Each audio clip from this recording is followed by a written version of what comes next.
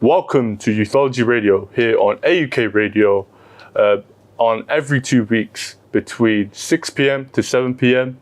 brought to you by Attentive Social Enterprise. We are your hosts, Manvir and Ruth.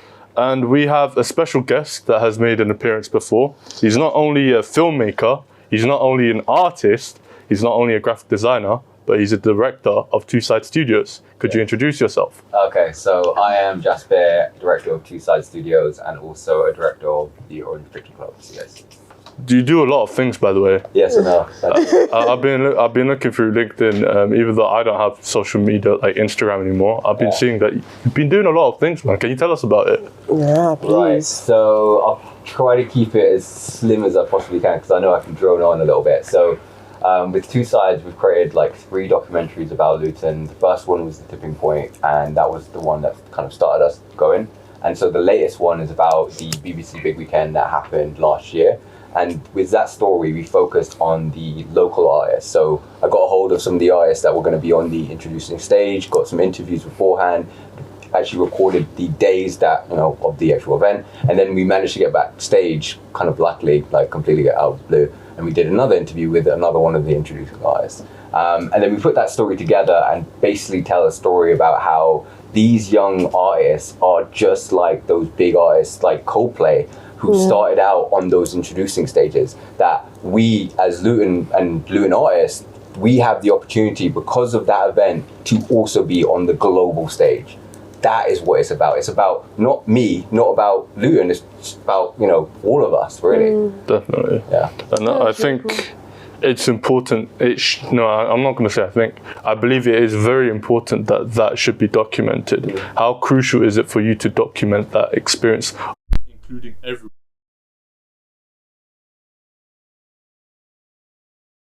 I think for what we do, especially as documentary filmmakers, living in a town that has so much multiculturalism in the town, that in order to basically tell the story about what's happening, we kind of have to bring up all these little bubbles, all these little communities that's happening. So I think while with the BBC Big Weekend one, it does focus more on music in general in this town. It does just like shy away from everything else. But essentially, I think doing things like that, whether it be something on the music, something on the art, something on the anything else really, the charity work that all these people do, that there's so much there to do and to say about. Because it's a common notion that within Luton itself that there's nothing much to do, which is in fact a lie. It's just that it's not documented enough, or it's not advertised enough as well. And that's one thing I've realized working with Attentive.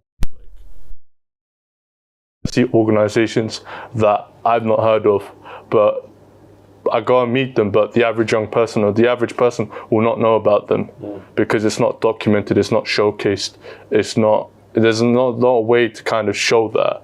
And to document that is a very important thing, and you're doing very good work. It's definitely hard work as well, like putting in times to kind of get people together, interview them, and then I haven't seen it yet, but it's my first time hearing about it, probably because I'm not on social media as much now, but I'll definitely have a watch. But looking at your previous work, it's definitely going to be something to watch. So for listeners out there, what's the documentary called again? Orange Weekend, it will be available online on the 26th of July. We will also be in Butte Street Film Festival on Friday, 1st of August at 12:35. That will be at Library Theatre. Okay, that is brilliant. And we'll be talking a little bit more about that as the show progresses. But now Ruth has a question for you. Yes, I do. So how do you know about Attentive, and have your organisation partnered up on any of your projects or projects together? So I know Attentive through Montel, and I know Montel through Step Forward Luton. And the things that we've collaborated with was the competition thing we did, I think last year. Yeah, that was pretty cool. I think the part of it that I think we really enjoyed was just that little kid. Obviously, I think I try to blow it off as nothing, but we did win that, and I feel sometimes I feel bad, but at the same time, I said this to my brother that essentially we're setting the standard for these other younger creatives to say, hey, this is what you want to strive for, this is where you want to get to. And the kid that came second, he was really looking up to what we did and genuinely wanted to do something great as well. So hopefully he does, and I'm too busy to check, but I hope you are doing what you're doing. But yeah. That is really quite outstanding. I don't know how old that young person was. He was about 10, 11. He was, he was really young. It was to the point where I was like, wait, hold up. second. Yeah, just to let you know, amongst the filmmakers that were there, I think we had like 9 or 10 that time. A 10-year-old made such a good film. That's outstanding. And of course, with Two Side Studios, it was you and your brother Jasbir as well. Yeah. Your film was on another level. So it was very professional. It was a very professional video as well. And for a 10-year-old to make such a video and come second place at a video competition is insane. Yeah, no, that's essentially it. That I genuinely enjoy giving these kids something to strive for, and know that it's not just. You can take people can take it seriously, and you can take it seriously too. Yeah, definitely. Side note: do you want to take Two Side Studio national? Do you want to go get bigger than just Luton, or do you want to stay in Luton for? That is the plan. So I love that. This new documentary, it's situated in a way where it works like I'm scared to say this, but it works kind of like a Channel 4 ITV mini documentary. So it's like 18 minutes long, so it's a lot shorter than what you would expect to see on a TV program like that. That's really cool. It has the same level of quality, I personally believe in it. I think it's so much better than the last one we did. And I think what it does is tell a story that is both broad, but also it grounds you quite well, because it's fixed on few individuals, and it's taken from my brother's story as well, how he thinks about this. So because of that, I think it's quite accessible. And having stories like that and doing stuff like that, I feel like it can go quite far out there, and that's my goal essentially, to get it to the point where everyone is talking about doing through us. I love that. That is really good. How did you get into filmmaking? Is that one of your questions? Or is that just coming up with that? That's a side question. All right, side question. So I got into filmmaking with my brother a long time ago, and we can make sort of assumptions of what exactly was the first thing, but I think it was just being fascinated with the process of filmmaking in general. I remember watching as a kid a couple of making ofs. One in particular was of Jurassic Park, the original. We had a VHS that my parents recorded, and just before it showed on TV, there was this making of, and then we just would rewatch that every single time we watched that film. Wow. And so it was kind of it wasn't just the film that was great, it was also how they did it. So it I never really thought about it back then that I'm into filmmaking. I just thought this is so cool and interesting. And only after I actually got really into dinosaurs. I love dinosaurs. But then what I realized later on is that it was actually the filmmaking aspects of it that I genuinely was more interested in. So that was what started it, and we both did uni when we did film in uni. And so after that, we didn't actually do anything for a while, but then we slowly built back up to get to the position where we are now. Well, it's incredible, and both of you are very active as well. And that's what I really respect, that you always go out of your way to try different things. And one thing that it showcases that you want to bring everyone together around what you're doing, and obviously your passion being filmmaking. So we do a lot of work with schools and colleges in terms of allowing students to be able to share artwork and everything else. And it allows them to realize that they actually have talent, because everyone has a sort of talent. I truly believe that. Yeah. It's about how they can guide that and how they can kind of mold it in a way that they can share it with others. Yourself, you're more open in sharing that with us, and you're more open in empowering that within others, which is a very exceptional thing. Cool, thanks. I keep complimenting. Yes, you do. Yeah, you do. I'm just going to take it. That's cool. Any last words? Sounds very sinister, but any advice to young people? Yeah, anyone who wants to get into filmmaking. So, I don't know. I had a couple of thoughts on that, but the thing I've been telling people more and more, and that I realized, is that networking is the most important thing. You've probably heard me saying that before. Yeah. That essentially, if you don't know anyone, then you're not getting your thing done. I think essentially, here's what it can do, that if you go to more networking events, whether that be something more creative and with creative individuals, or it could be in a business environment, doesn't matter. It'll give you an idea of like other people doing things. It'll potentially give you an option that someone, you have a conversation with someone, oh, I'm looking for someone who can do something like that. Oh, here's my number, X, Y, and Z. And then not just that, having a group of people that you can call on to help. It's like I've done that a few times where someone's asked me, oh, I need to get into the library theatre. Do you know someone who can help me? Yeah, I can call you up. Oh, I need something for this person. Oh, no worries, I can help you out. I know someone who can. Like, essentially now I'm not just someone who knows a bunch of people. I'm now someone who can connect you with someone else. That's extremely powerful, essentially, when we're living in a community that, you know, a lot of these individuals may just own small businesses and may need that help. So we always need to collect those individuals and help as much as we can. So I think the most important thing is networking, 100%. Yeah, and you also get referrals. Like if someone knows about you, like for example, if you didn't need my work right now, but you might go into another networking event, someone is requesting for my work and you're going to refer me. Yeah. So network is king. Yeah. Frame that. I want to also say that we've done a lot of networking events with Attentive. Yeah. I tend to get a little bit nervous with networking because it's something a little bit out of my comfort zone, having conversations with people, talking to them about my organization.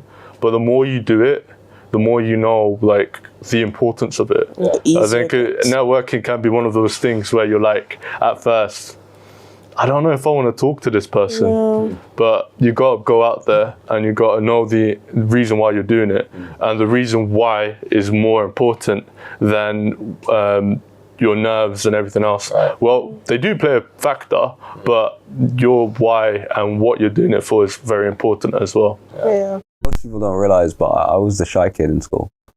I did not speak. Yeah, exactly. So you kind of have to force yourself out of that. Yeah. So if there's any advice I could say to any young person who feels like that's not them, I'll beg to differ. It can be. It can be you. Therapy. Yeah, exactly. I want to be like you. I want to be like the person who knows everyone. You know when you call them, like, you got a friend that's always got a man for something or got the person for something. I want to be like that. That's my goal. I like to see that. Coming up soon. Next episode. Yeah. So pretty much it. Yeah, wrap it up from here. Thank you very much, Jasbir. No problem, mate. Another appearance and another brilliant show. Yeah. So this has been your guest, Jasbir. Well, this has been your guest. Yeah. Yeah. This has been our guest. Okay. Our guest. And so you're going to say everyone's guest. This has been our guest. Right. So, Oh, right. I didn't know what you were doing. Yeah, so this has been our guest. Like, I'm Jasper. Yeah, this has been our guest. Jasper. And we have been your host, Matt. and Ruth. And we'll be back again for another segment on Youthology. Bye. Well, see y'all really. Welcome back to Youthology Radio here on AUK Radio. Every 2 weeks on a Wednesday between 6 p.m. to 7 p.m. This show is brought to you by Attentive Social Enterprise. And we are joined by the spectacular Umme, who is the Deputy Police Crime Commissioner. Yeah. Perfect. Could you please introduce yourself, Umme, and who you are and what you do? Yeah, so my name's Umme Ali. I'm a Lutonian. I was born here. I'm not going to give you my whole life story, don't worry. But just for context, I'm a Lutonian. I'm a Luton councillor as well. So I'm a local councillor. I have been since 2021. And last year I became the Deputy Police and Crime Commissioner for Bedfordshire. So for those of you that might not know what the Police and Crime Commissioner is, he's an elected official. His name is John. And he was elected at the elections last year, and I was sort of on the election as the sort of deputy. And the role of the Police and Crime Commissioner is to hold the police to account for what they're doing and to also be the voice of the public into the police. And lots of other things that we do as well, but that's a sort of overarching role. So when he became PCC, he appointed me as his deputy, and I lead on specific areas. So those two areas are protecting women and children and supporting victims. Oh, that's really interesting and fancy. Can you tell us about your role as tackling violence against women and girls? Yeah, so we have a police and crime plan. So every police and crime commissioner has to let out a police and crime plan and write it, and they consult on it, and then it's for the county basically for everyone to have a look at. And within that police and crime plan, the PCC has 7 missions. And of those 7 missions, the 2 are the ones that I lead on. So it's protecting women and children and supporting victims. And protecting women and children, not many people know what that means, but it basically is, if you've heard of violence against women and girls, so VAUG, but it also incorporates sort of child abuse, child sexual exploitation, and other forms of child exploitation, and puts that together. So things like domestic violence, sexual violence, stalking, and the reason why it's more around children and families a little bit more is because things like domestic violence doesn't just impact the person that's being abused, it impacts the child as well. So it's a lot of it is cross-cutting. So I lead on that, and I also lead on victims. So victims is any type of victim, and it's mostly around the type of care that we give victims, the support that we give victims across the system. So if you want to know exactly what that means, I know these are the areas. So we set the strategy for the county, really, for the police and crime plan. We set the strategy, what we're going to be doing in Bedfordshire. And what that means is when we're looking at policies and procedures and things that are happening across the county, whether it's within Bedfordshire Police or how we're working as a system to tackle things like domestic violence or things like that, we're sort of helping guide that. So what our office will be doing, which they brilliantly support us with, is looking at policy, looking at best practice. If something has happened, a really, really good, project on how improving lighting can help reduce sexual offences or things like that, so people feel safer.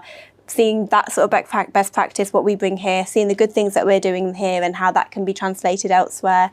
And then we also have a commissioning budget. So the Police and Crime Commissioner's Office has the responsibility to provide victim support services. So that means we provide support to victims of all types of abuse and crime, and particularly some around domestic violence, sexual violence.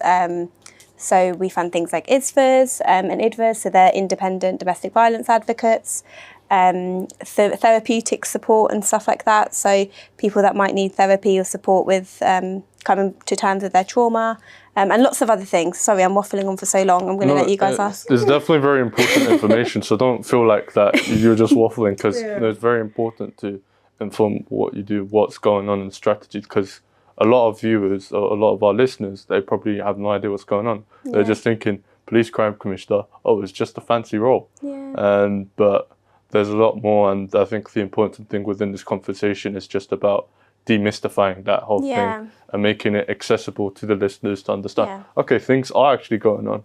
Exactly, and I would say to that as well is when people hear police and crime commissioner, they just think policing, and they think, what am I like?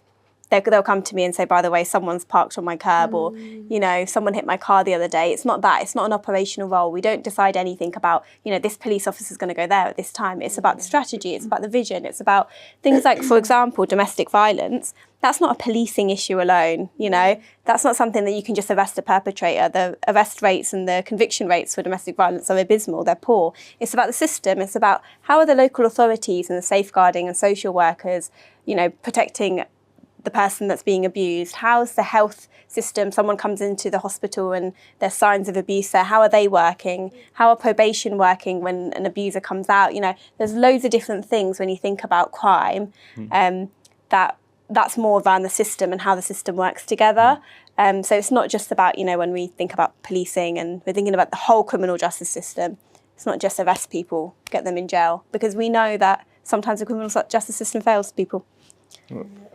And that's the thing, because there's so many things going on. You obviously have to look at certain priorities. I know you have your priorities that you work on. So how do you use consultation to determine the priorities of what your office does?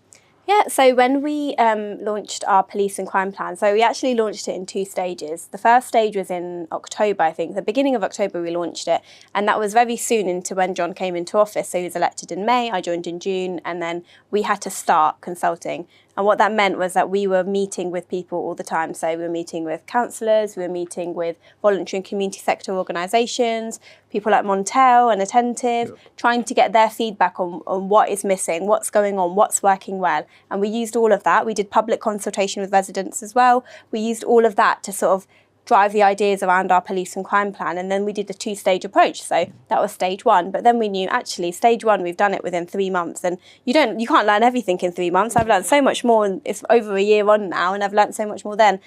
We didn't know what the government was doing at that point. We just got a new government. We didn't know what the funding would be like. So we had to consider all those things. So we did a 2-stage approach, and then we released the 2nd stage in March, and that's more our strategic direction. So that was, there was a lot of consultation there. But in general, the whole reason is that we're the voice of the public. So that's us going to places, going into communities and listening. We also hold meet and challenge events where across the whole of the county. So we do cover all of Bedfordshire, not just Luton, the whole of the county. And the Police and Crime Commissioner will be there to ask questions and answer questions from residents when they go, and that happens all across the county. We have things like scrutiny panels and things like that we get the public involved in. So there's lots of different avenues. I recently went to a women's listening circle, and it was women from the Black, African and Caribbean community talking about, they were talking about racial disparities and, lots of different topics that happen. So really it's just engaging with the community and going around the whole county and finding out where we can hear voices, not expecting people to come to us, but to go to them and hear, and everything we get, we feed back, and the office takes that into consideration. Yeah, I love how you're proactively going to people instead of waiting for people to bring you issues to solve, which is what we need. But personally, what has been some challenges, or what has been your biggest challenge so far in your role? So challenges, if I'm entirely honest, is that the system has a way of working that it's always worked for a really, really long time. And people call it silo working. So everyone kind of works on their own, all the different organisations across the system, and this is nationwide. Everyone works on their own, not communicating as well with each other. And then everyone says this is a problem and this is always happening and blah, blah, blah. And we're always trying to do things to change things and to get people to work together a bit more. And things are improving, but I think that's the big barrier. It's like when sometimes something really, really bad happens, a big incident, and someone says, oh, well, actually, one organisation knew this and one organisation knew this. And if you look at them individually, these issues, they're not anything really, really concerning. But when you put all the issues together, if someone had sat in a room and said, can everyone give me the information on this person? Then you realise, actually, that's really concerning. So for me, the challenge is that system and how the system works. And I'm a very impatient person. So I'm like, well, why don't we just get everyone in the room and talk about it and get it done? But things are very bureaucratic and they take forever and they're very, very long. But it doesn't mean it can't change. I think there is movement happening. And that's just not just locally, but nationally. Yeah. Do you feel like that the lack of changes is due to a lack of familiarity within that, I guess, work environment towards those changes? It can be. So I think it's across, without being like super, super critical, but I think it's across everywhere, isn't it? It's like, sometimes it can be because people don't like change. You know that this is how it's always worked like this, so let's carry on doing it. But also it's difficult and it costs a lot of money. So it's a lot of work and a lot of money, and most public sector organisations have no money and have no time. So it's hard, One important thing is communication. Yeah. Because one thing that we reinforced within Attentive is the importance of communicating things. Yeah. And communication saves a lot of time as well within an organisation, especially with the role that you do in terms of like enforcing strategies, consulting. Communication is a big part of your role. In terms of my next question, just what has been your greatest achievement so far? This could be within your role or in general. In general, I think in general, I'll probably talk more generally. I think it's probably being able to be in this position, I think, where I can influence change directly in the county that I was born and bred in, that I've lived in my entire life.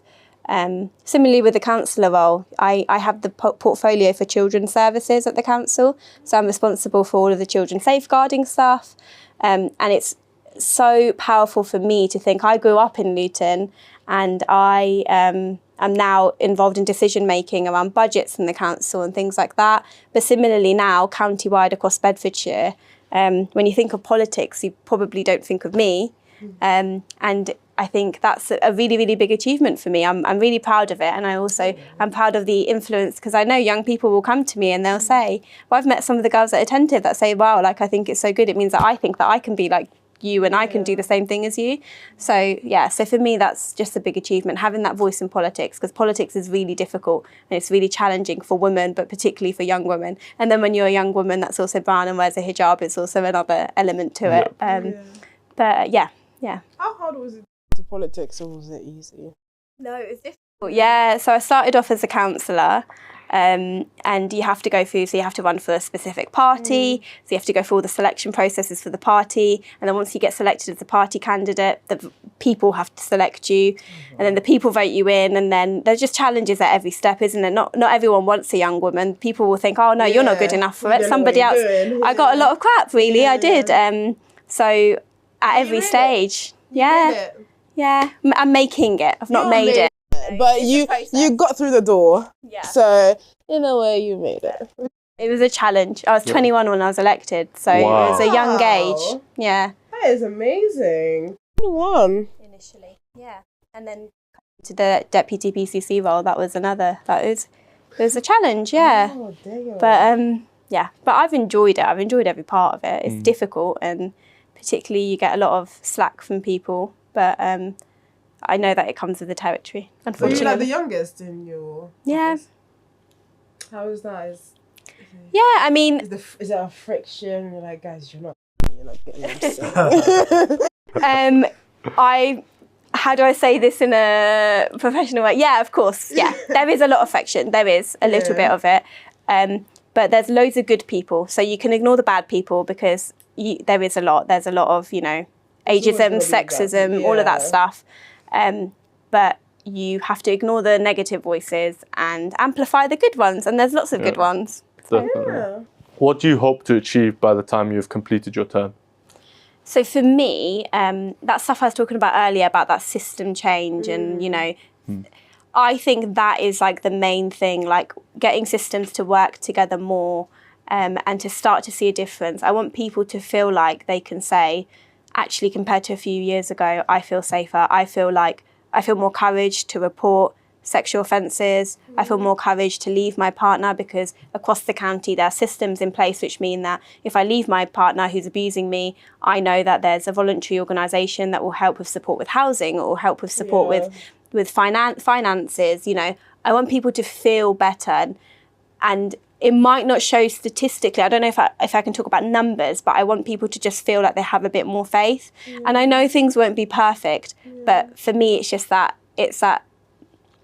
I don't know how to describe it, but it's just people and how you feel. Like if you walk down the street and you don't feel safe, but the next day or 3 years later you say, I feel safer than I did, that's an achievement for me, I think, across the system. But just so we're serving victims better, so we're serving people better. Yeah, that's a massive one, especially those who kind of like feel like they can't leave their abusive partner because they don't have anyone else to go to, housing. And then I feel like as well, I can't speak from personal experience, but from what I've heard, they will go to someone that they think can help, but then there's many procedures and then there's a lot of delay. So, the problem across the whole system, like everything takes forever. And I think if you were in that situation and it was so complex and difficult to leave or to, I know we're talking about domestic violence specifically, but for any incident, when you realise there's barriers, I'm going to go to housing, but I have to fill in all of these forms, or if across Luton or Bedfordshire in general, the language barriers, we've over 100 languages that are spoken in Luton. There's cultural understanding and how domestic violence plays out in different communities and all those different things. There's so many barriers to the system when you're a victim and you're trying to get help, that I just want to see a little bit of improvement, not a little bit, I want to see a lot of improvement in that, so that people feel, whatever your gender, ethnicity, race, sexual orientation is, that you can receive support and there is a sense of safety and hope that we can address these challenges, because I feel like with complex problems such as these, especially with domestic violence, is that it's not something you can overturn in one click. It's unfortunate that we can't just solve it that quickly. It's a complex situation, and we've worked in partnership with the police attentive hub, and one thing I've realised with some of the problems within policing is that it's about how can you prevent them from happening, and it's about what can you do slowly, long term, what changes you can implement, because obviously you talking about the systemic changes, this takes a long time. Yeah. But it's 100%. good to hear that you've addressed that part where it's about making sure that we've taken the first step before obviously trying to go through the whole thing. Yeah. So my next question is, what are the most urgent challenges in tackling violence against women and children today? So that's more like the short term. I think the main issue that I would say initially is that faith and confidence in reporting and the awareness. So we can't get to the point where we can tackle it until we start with prevention and awareness and understanding. So part of that is a victim saying or feeling like they can say, you know, this has happened to me and I need to report it. The other part of it is having faith that when they do report it, it will something will happen, because most cases of things like rape and sexual serious offences, domestic violence, the vast majority don't go without conviction. They don't even get charged. So for me, the main issue facing it is that understanding, acceptance, and awareness. So when I talk about crime or police and crime commissioner or whatever we're doing, most people will say to me, so what are you doing about the street drinkers? What are you doing about, you know, the people taking drugs and, you know, being annoying in the town centre? What are you doing about illegally parking on pavements? People don't come to me first and say, what are you doing about the crime that's happening in people's homes? People don't think about that. They think about, you know, I mean, they do think about things like knife crime, yes, but people don't. And the crimes that are happening in homes are the ones that are the most dangerous, isn't it? And that's why you get 2 women a week who die at the hands of their partner. So I think that awareness is the biggest challenge, is getting people to accept that this is an issue. If you're not experiencing it, you probably don't think about it. You need to talk about it. Yeah, so awareness that it's an issue, talking about it, having faith and confidence in reporting it. Rather than me talking about specific crimes, I think the other thing I would mention that I think is a big issue is misogyny is on the rise. Separate to what I've said before, misogyny and those behaviours, you know, the Andrew Tates, the culture around how people speak about women and things, and online radicalisation. I think that is a really big problem that's going to manifest now in our young people, and in the future is going to cause a generation of people that are, you know, that are not respectful, that are abusers. So I feel like misogynistic language has been way too normalised. 100%, yeah. Obviously within settings that I got to university, I mean back in high school, it would just be very normal to talk in a misogynistic way. And obviously if you're around a group of people that will speak like that, you're more likely, some people will say, oh wait, I'm not going to be like them, I'm hanging around with them.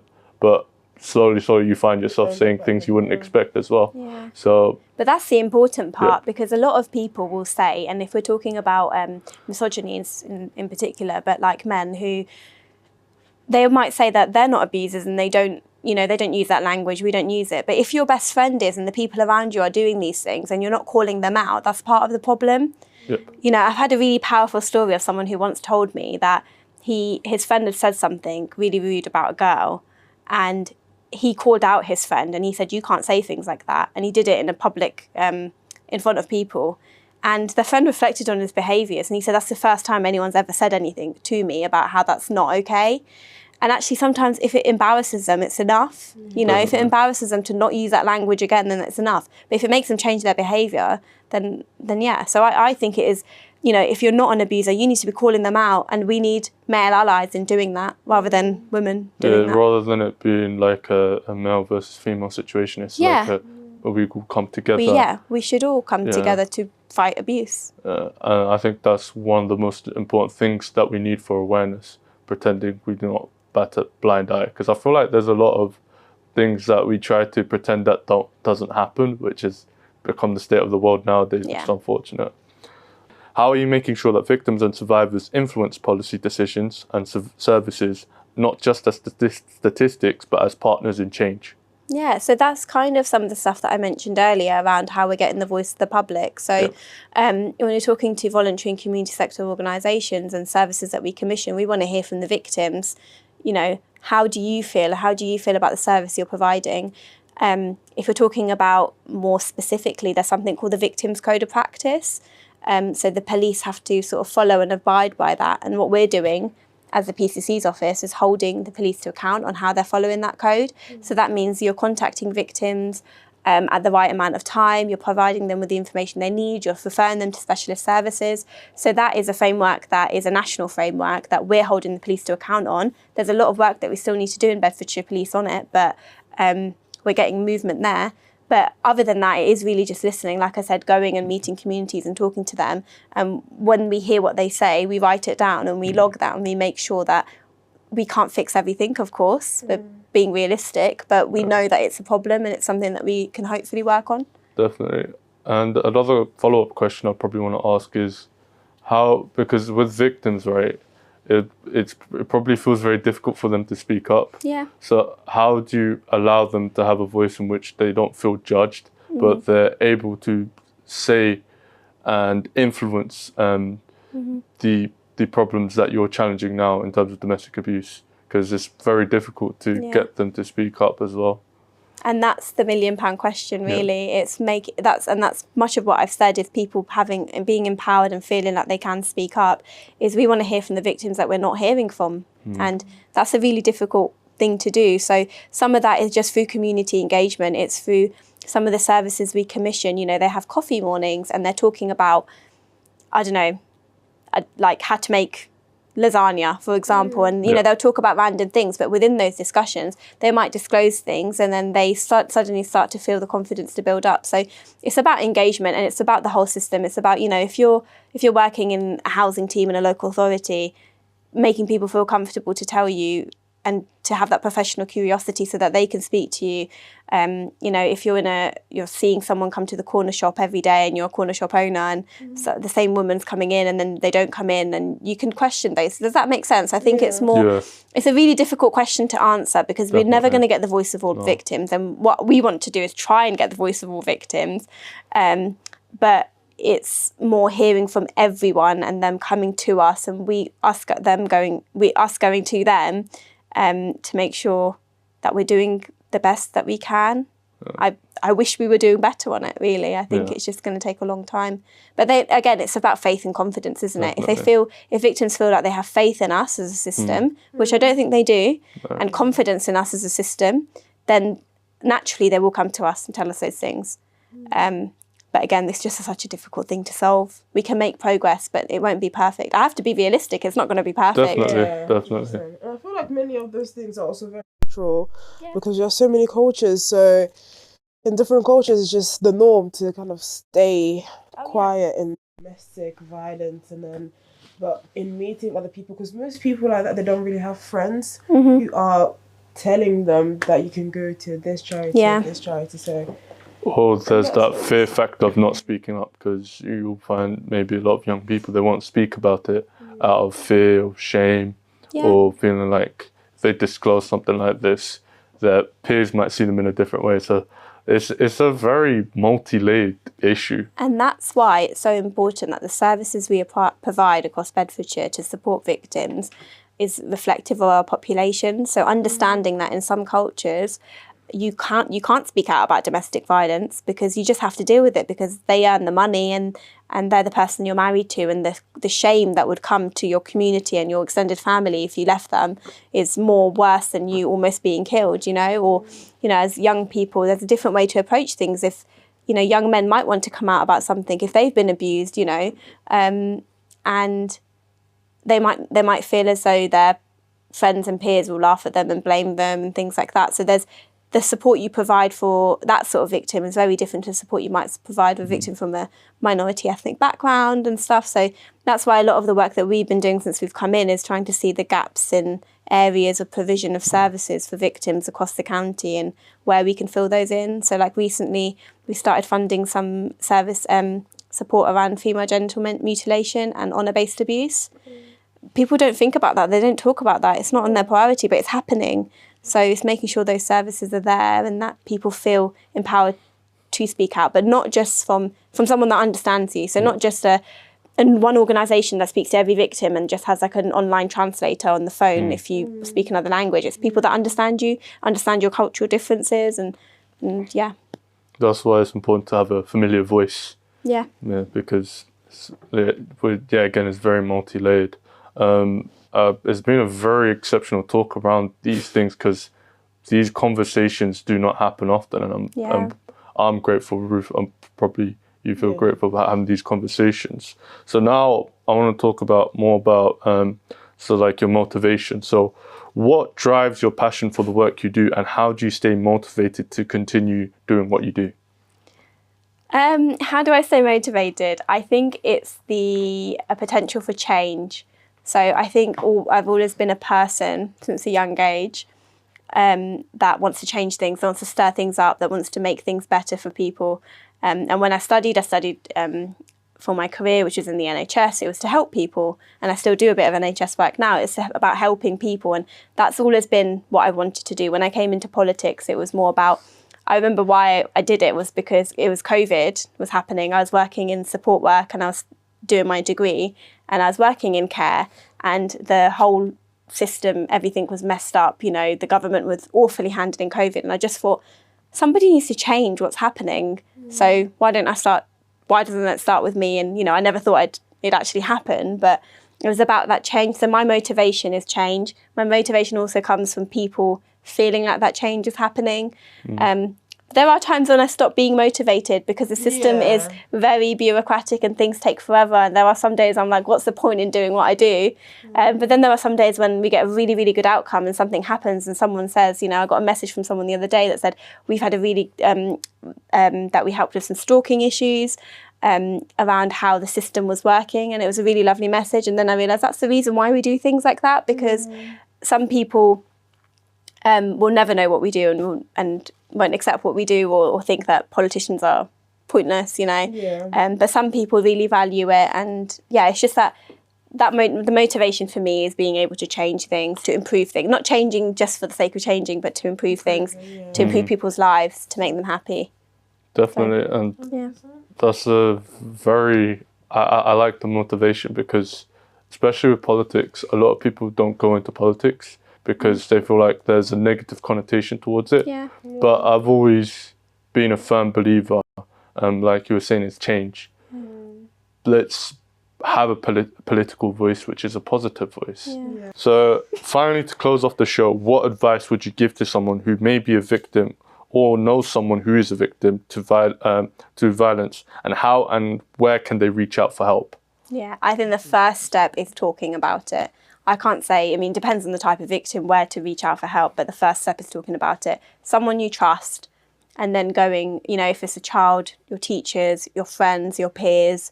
If you're not a child, you know, what support you can get at work. Just speak to someone and go from there, because the first step is really just speaking out. And once you've got to that step, everything else will come. It will take a bit of time. Thank you very much. And we'll end this segment of the show. We have been your hosts, Manvir, and with our guest, Deputy Police Crime Commissioner Umme Ali. Thank you very much for being a part of the show. Thank you for having me. And thank you to our listeners as well. Goodbye. Bye.